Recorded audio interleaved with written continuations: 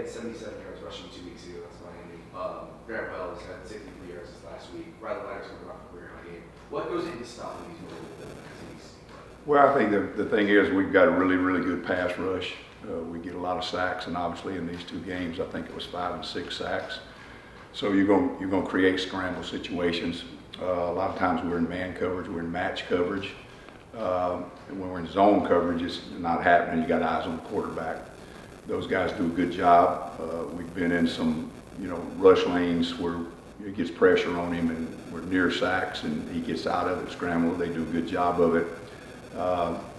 It's pick your poison sometime. You want to pressure, cover, and be in man coverage. You want to match, take away his throws, and then, or you want to be in zone and give some throwing lanes to him, and then he won't scramble. He'll throw it. So hats off to them, good players. But neither one of those stats you gave me. Obviously, it's something we work on. But that yardage, or scramble yardage at Virginia Tech, did not result in anything major at all.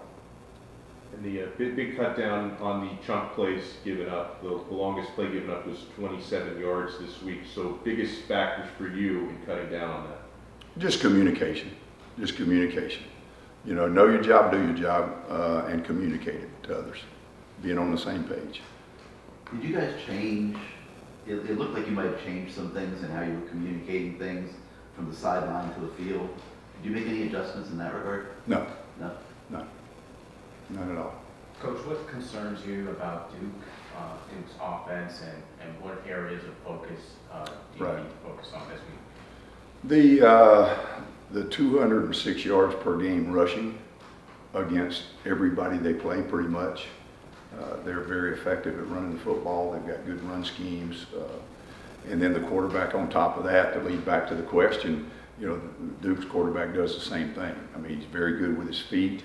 The one thing about it is, in this day and age, when you get a quarterback that can throw the ball and throw it accurately, like Duke's quarterback, like North Carolina's quarterback, but then they can beat you with their feet. You got to be on point with that. So those things, we've got to make sure that we keep him in the well, make him throw from the well, don't let him scramble and move the chains.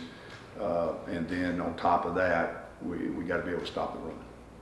What are your thoughts on third down pass rush? They seem to play really well. The D-line, your speed rush package.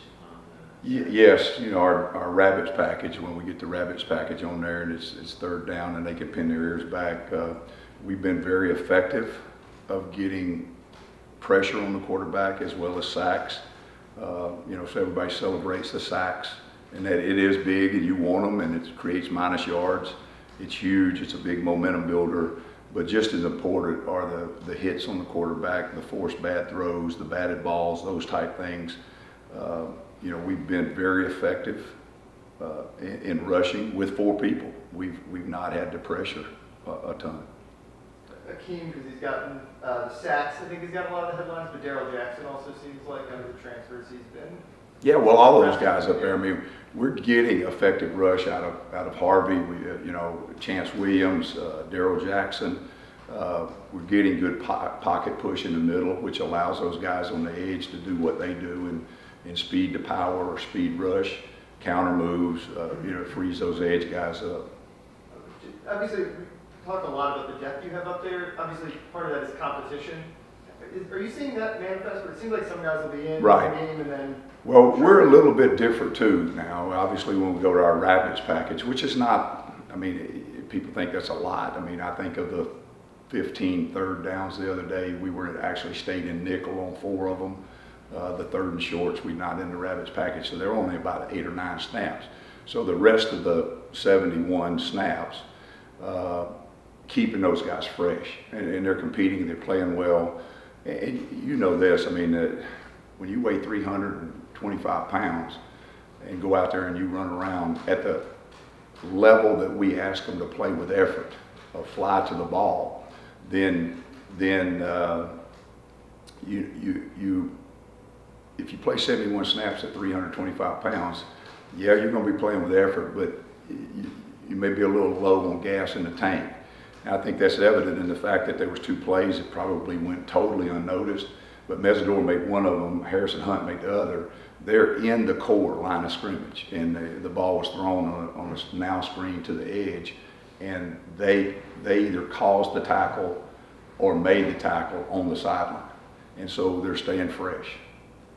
Linebacker play, just what's your assessment of how they performed on Saturday? The best game we've had at linebacker this week. Very productive, very few mental errors at all.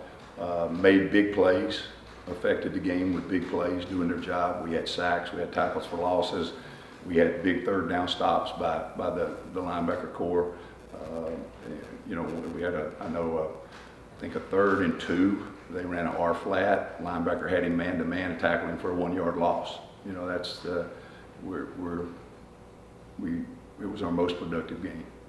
Wesley, just every game looks like more snaps for him. Is it just a matter of him getting the playbook down, or are there things that he just tweaks? Sure. I mean, spring practice obviously was limited for him, and then fall camp. So it's repetition. I mean, he's young, and we said, I think in this room, we actually said that he was on his way, and at some point in time, the light switch would come on.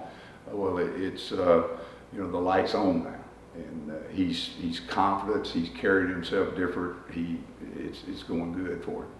Hey, Coach, I get you want to split the reps at defensive line, keep everyone fresh. Is there a maximum amount of reps you want anyone to get? Is there a percentage of the overall snaps? Like, how do you sort of divvy it up, and when do you want the best ones in the 4th quarter to be fresh, playing all the snaps in the 4th quarter? Like, how in your mind do you say? We want all of them fresh in the 4th quarter. All So of them. how in your mind do you It's all situational. We talk about, you know, how we're going to play the players, you know, all week, but we do on Saturday too with coach.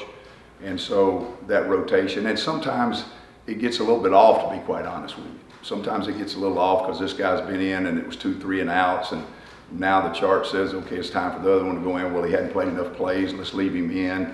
So, and then to get into situational, dime rabbits, short yardage, goal line, TV timeouts, okay, that's a longer rest. Is the offense 3 and out, or they have a 12-play drive and you sit on the bench for that long? There's a lot of factors that go into that. Is it an exact science? No. Can we do a better job of monitoring during the game sometimes? That's always been the case. You know, it's hard to keep a pitch count on every player over there.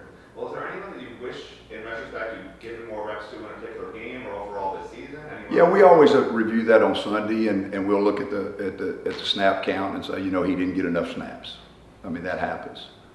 We'll do a few more for Coach Steele. From a system standpoint, is Duke similar to anyone that you've played already this season? Or what is their system, I guess? Well, their quarterback is extremely effective. He throws the ball real well. He gets them in the right play. He's very effective. And I know him. I've watched him play high school football in the state of Alabama. So I know him, and I know what he is. He's very athletic. He's very, very smart. He's got ice water in his veins. I mean, he is playing at a very, very high level.